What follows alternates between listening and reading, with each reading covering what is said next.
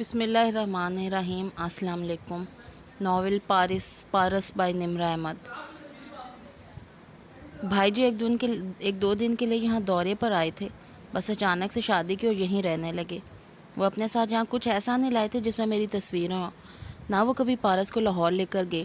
افضل بابا نے خود یہ بات کہی ہے کہ پارس نے رضوان حیات کے بھائی کو کبھی نہیں دیکھا۔ وہ سانس لینے کو رکا۔ ابھی جب میں اسے ملا تو اب اس کے چہرے پر شناسائی کا کوئی تاثر نہیں تھا۔ وہ اچھی اداکارہ نہیں ہے۔ بھائی جی کا ذکر کیا تو اس کے تاثرات فوراً بدلے۔ اگر وہ مجھے پہچانتی ہوتی تو اس کے تاثرات زیادہ تیزی سے بدلنے چاہیے تھے۔ وہ پرسکون تھا، مگر تنویر صاحب کی فکر مندی ابھی کام نہیں ہوئی تھی۔ اور اگر وہ تمہیں پہچان گئی ہے تو قتل اس نے کیا ہے، ڈرنا اسے چاہیے۔ میں کس بات سے ڈروں؟ تنویر صاحب لاجواب ہو گئے۔ فیضی نہیں فائز، تم جذباتی تو ہو مگر اس کے باوجود تم نے کبھی کوئی احمقانہ حرکت نہیں کی۔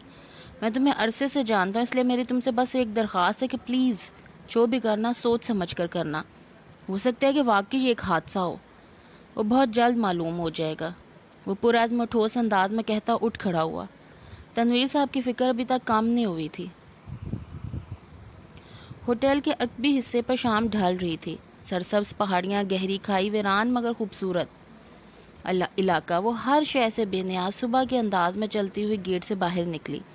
بس فرق یہ تھا کہ صبح گلاسز آنکھوں پہ تھی تو اب گریبان پہ اٹکے تھے۔ ڈرائیور نے اسے دیکھتے ہی کار کا پچھلا دروازہ کھولا۔ وہ چند قدم آگے آئے پھر رک گئی۔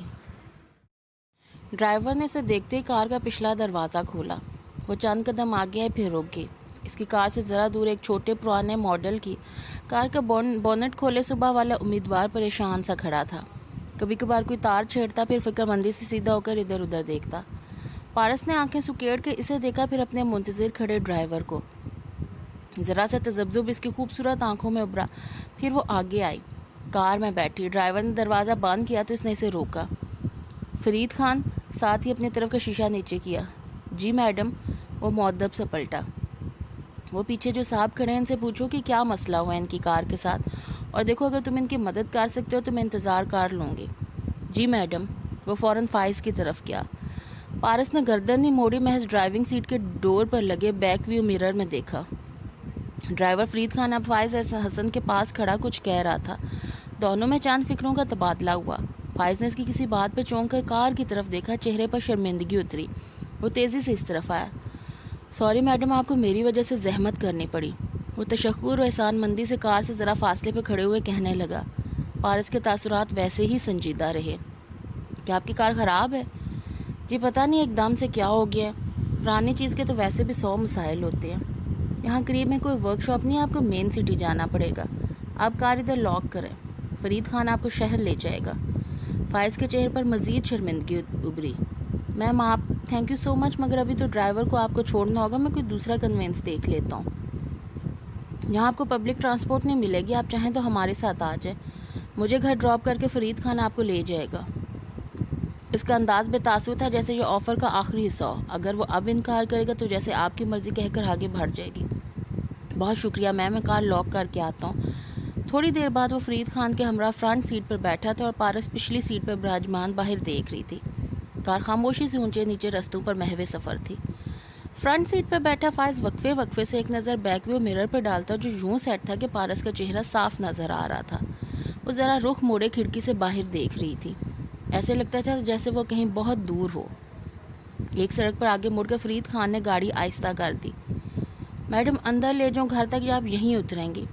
فائز نے بے اختیار ونڈ سکرین کے پار دیکھا۔ طویل سڑک جو اونچی ہوتی جا رہی تھی کہ اختتام پر اونچائی پر بنا ایک خوبصورت مخروطی چھتوں والا بنگلہ تھا جہاں کار رکی تھی۔ وہاں سے بنگلے تک کا کافی فاصلہ تھا۔ پارس بنا کچھ کہے دروازہ کھول کے اتر گئی اور بنگلے کی طرف چلنے لگی۔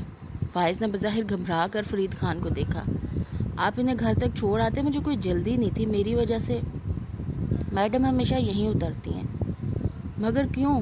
وہ حقیقتاً چونکا۔ فرید خان نے جواب نہیں دیا، بس خاموشی سے بلند ہوتی سڑک کو دیکھتا رہا جہاں پارس قدم قدم اوپر چڑھ رہی تھی۔ جب تک وہ بے حفاظت گھر نہیں پہنچتی فرید خان وہاں سے ہٹتا نہیں تھا۔ جب وہ اندر چلی جاتی تب وہ گاڑی گھر تک لے آتا۔ فائز کی نگاہیں بھی وہیں جمی تھی۔ پارس کے اٹھتے قدم ویسے نہیں تھے جیسے ہوٹل میں داخل ہوتے یا نکلتے وقت تھے۔ اس کی چال آہستہ تھی، شکست خوردہ، کسی اور سوچ میں گم، دنیا سے دور۔ وہ دھیرے دھیرے چلتی اب آدھا راستہ عبور کر چکی تھی۔ کار میں بیٹھے دونوں افراد کی نگاہیں لمحے بھر کو بھی سے نہیں ہٹی تھی۔ ایک کی ذمہ داری اور وفاداری سے لبریز تھی تو دوسرے کی گہری سوچ اور مستقبل کی منصوبہ بندی سے۔ دفتن پارس رکی۔ سڑک کے درمیان میں کھڑی اسکرین کی جانب پشت تھی۔ اس کے بائیں ہاتھ گہری کھائی اور دائیں ہاتھ پہاڑ تھا۔ وہ آگے جانے کی بجائے دائیں طرف کو آئی۔ وہاں پہاڑ کو کاٹ کر بنائی گئی سیڑھیاں تھیں جو اوپر کسی پارک تک جاتی تھی۔ سیڑھیوں کے دونوں طرف تا سڑک پہاڑ سے چپکا جنگلہ لگا تھا جس کا واحد مقصد اس جگہ کی تخصیص کرنی تھی۔ پارس سیڑھیوں کے قدموں میں رکے اور گردن اٹھا کر اوپر دیکھا۔ اس کا نیم رخ مزید واضح ہوا۔ گردن اونچی کرنے سے کان سے بال پیچھے کو گرے، سلور بالی چمکی، پھر وہ مڑی اور جنگلے کو دیکھا۔ جہاں تک جنگلہ تھا وہاں تک نگاہ دوڑائی۔ نگاہ تھک گئی تو وہ گھر کے سمت مڑ گئی۔ ان کی طرف پش کیے وہ اب دھیرے دھیرے قدم اٹھاتی آگے جا رہی تھی۔ یہ وہ جگہ ہے جہاں ہمارے صاحب کا انتقال ہوا تھا، ڈرائیور نے سادگی سے بتایا۔ فائز کو جھٹکا لگا۔ اس نے بے یقینی سے ڈرائیور کو دیکھا۔ وہ سیڑھیاں؟ یہ سیڑھیاں تھیں؟ میں سمجھا تھا وہ گھر کے اندر کی سیڑھیاں ہوں گی۔ وہ لمحے بھر کو غائب دماغ ہوا۔ وہ یہی جگہ تھی، یہیں گرے تھے صاحب۔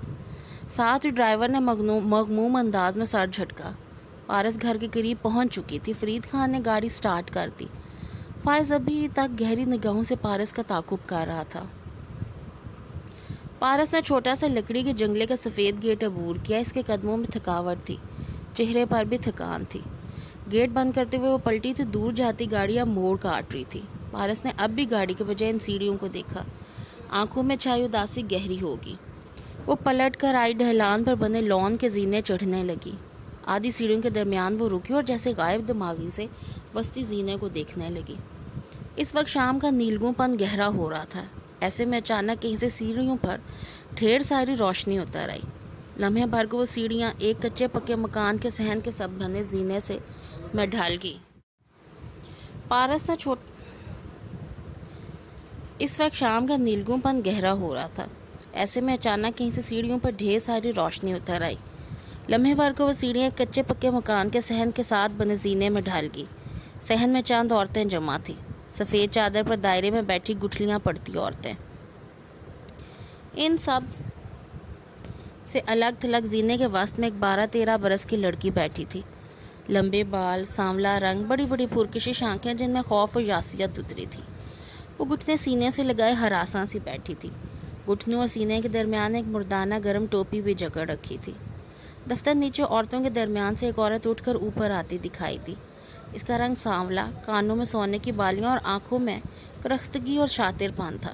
وہ اوپر وسطی زینے پر آ رکی۔ پارو ادھر کیوں بیٹھی ہے؟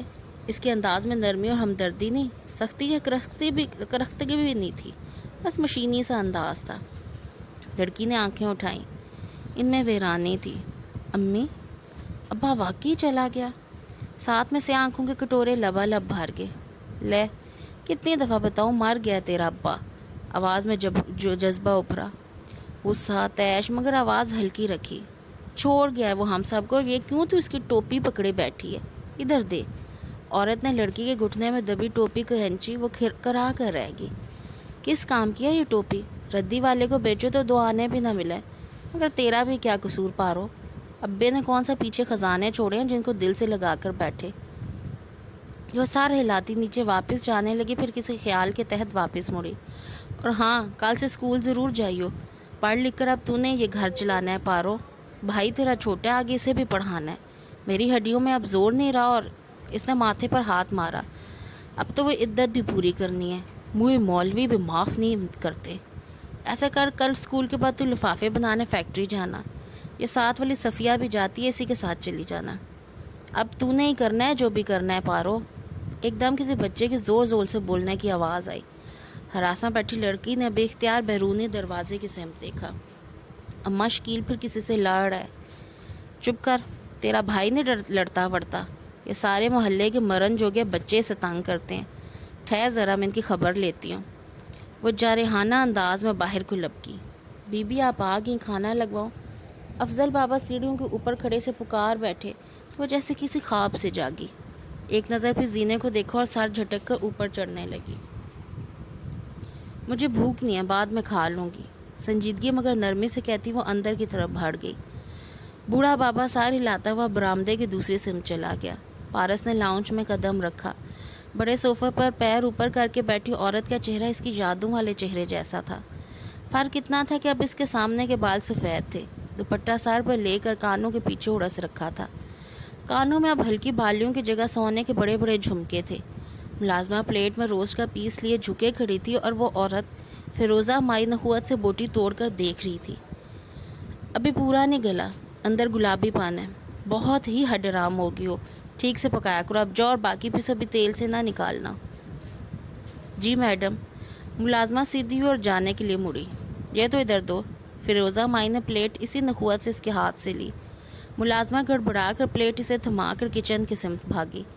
فیروزہ مائی نے کرسپی چکن روسٹ کی ران کا پیس اٹھایا اور دانتوں سے کاٹا۔ پارس دروازے میں کھڑی تھی۔ فیروزہ مائی نے ابھی اس کو نہیں دیکھا تھا، وہ ویسے بھی اندھیرے میں تھی، ماں روشنی میں بیٹھی تھی، پھر بھی اس کی نگاہوں کے سامنے والا منظر اندھیرے میں ڈوب گیا۔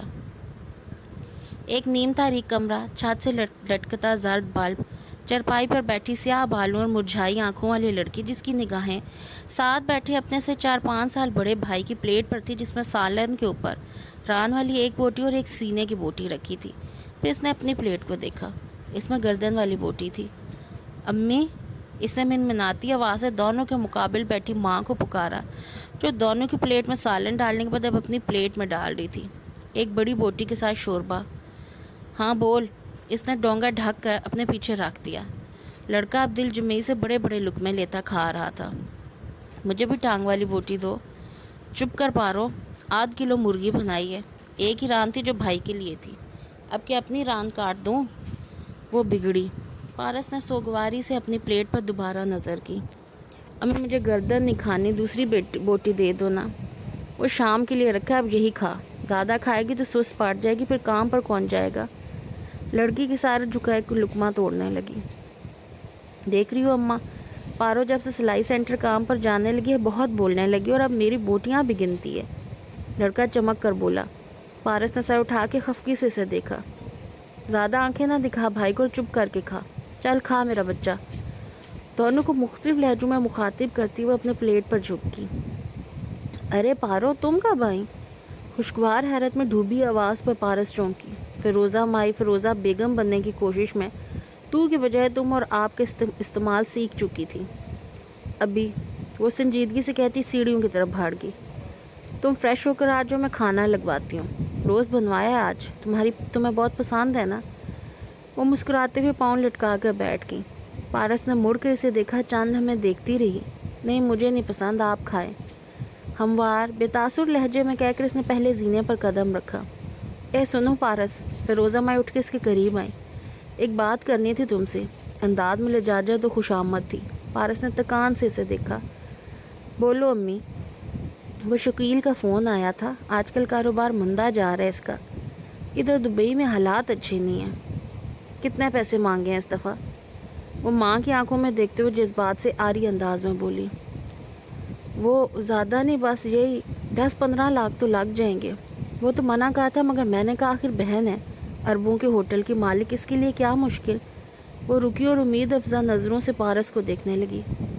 پھر میں اسے بتا دوں کہ تم پیسے بھیج دو گی؟ وہ خاموش رہی، بالکل خاموش، پھر ایک دم پلٹ کر اوپر زینے پہ جانے لگی۔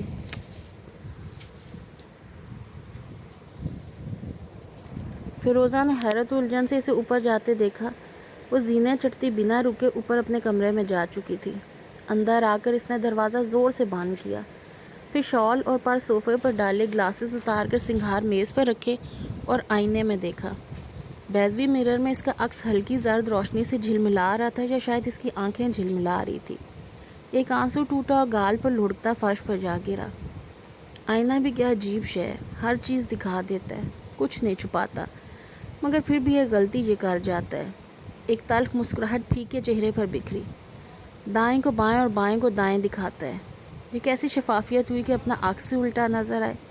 یہاں کوئی سچا نہیں ہے، آئینہ تک دھوکہ دے جاتا ہے۔ اسے بے دلی سے کہتے ہوئے آنسو رگڑے، پھر نم ہتھیلی پھیلا کر دیکھی۔ سانولی لکیروں کے درمیان تصویریں سی بننے لگی، قلم در قلم، چہرہ در چہرہ۔ کراہ چہرے اور سونے کی بالیوں والی عورت نوٹ گن رہی تھی۔ سامنے وہ 15-16 برس کی لڑکی سر پر دوپٹہ لیے کھڑی مضطرب انداز میں انگلیاں چٹکھاتے سے دیکھ رہی تھی۔ بس یہ تو ہوئے فیکٹری کے پیسے، اور سلائی والے کدھر گئے؟ اس نے تیز نظروں سے لڑکی کو گھورا۔ وہ تھوڑے سے تھے، کرائے کے لیے رکھ لیے۔ کرایہ؟ کس کا کرایہ؟ لڑکی نے نظریں جھکا دی۔ سلائی سینٹر دور پڑتا ہے امی، میری پاؤں میں چھالے پڑ گئے ہیں۔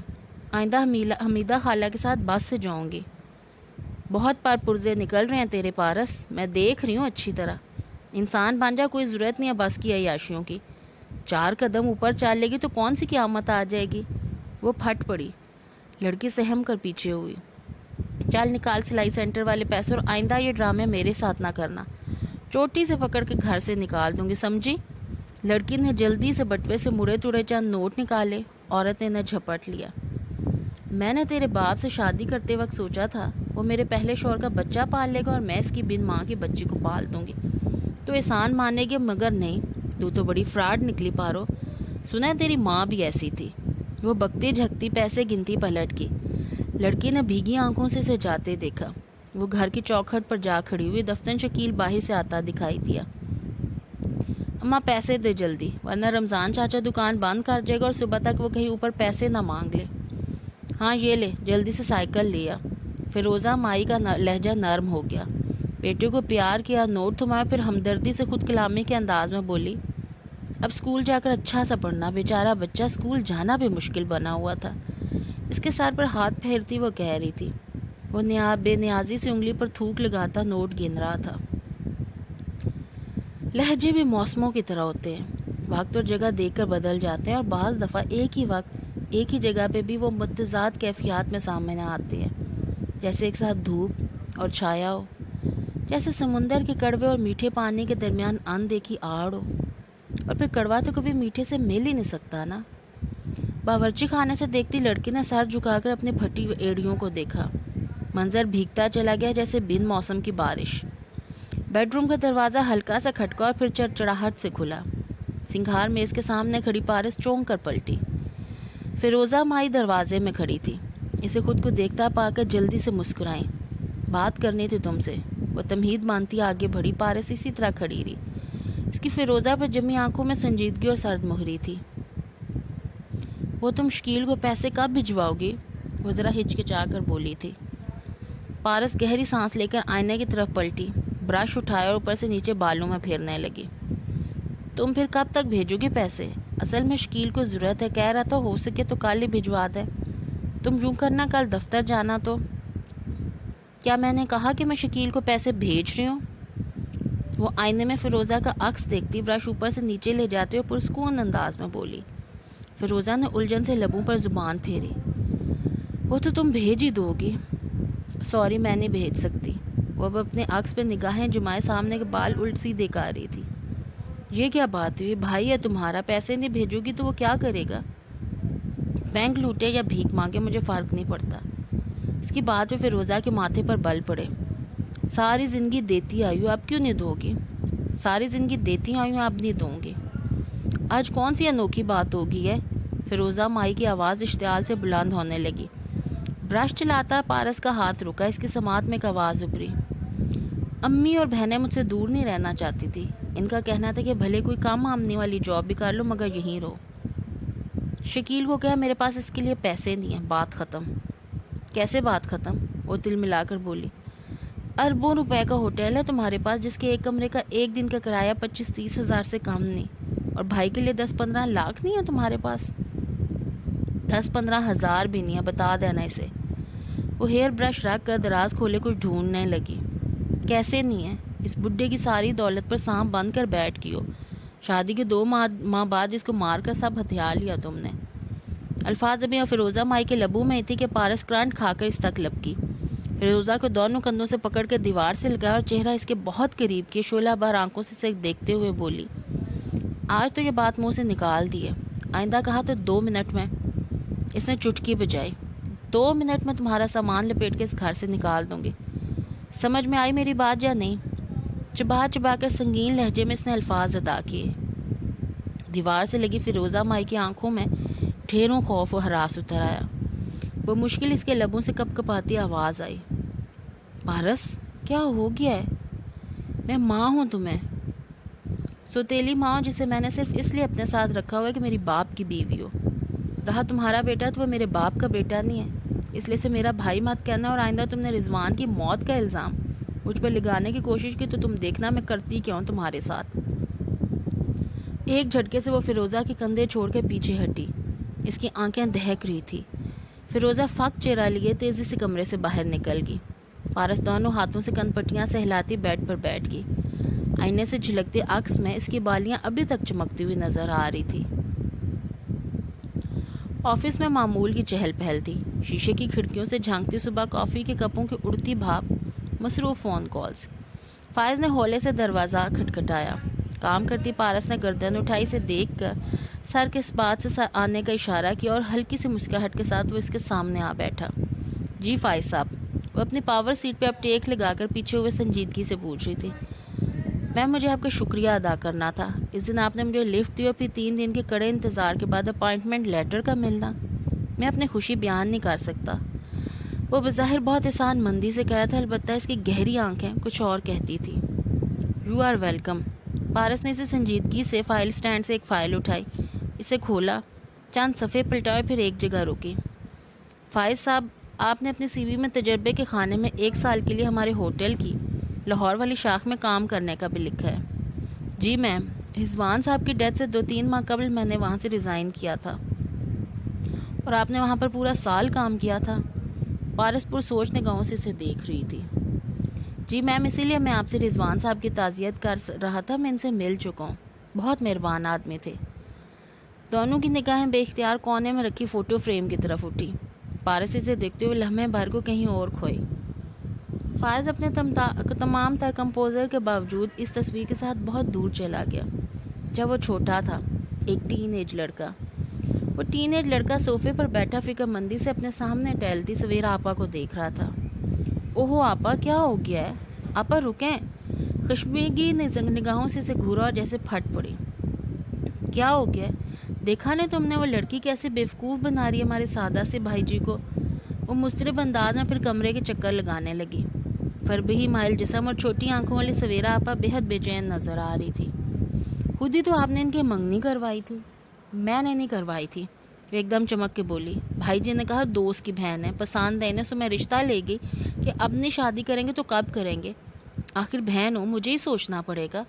اور وہ نیچ لوگ بھی جیسے تیار بیٹھے تھے، ادھر رشتہ دیا ادھر ہاں کر دی، اور وہ ندا سوائے خوبصورتی اور چند ڈگریوں کی اور کیا قابلیت ہے اس میں؟ مگر میں نے کہا بھائی جی خوش تو ہم خوش، مگر مجھے کیا پتا تھا کہ وہ دولت کے لالچی لوگ ایسے کام کرنے لگیں گے۔ پھولے تنفس کے ساتھ جوش جذبات میں وہ بولتی سامنے صوفے پر آ بیٹھی۔ ٹین ایج لڑکا بہت دھیان سے ساری بات سن رہا تھا۔ اب تم بتاؤ فیضی، بھائی جی کے ساتھ پوری دنیا میں ہم سے زیادہ مخلص کون ہو سکتا ہے؟ اماں ابا رہے نہیں ہمارے، بھائی جی ہمارا سب کچھ ہے۔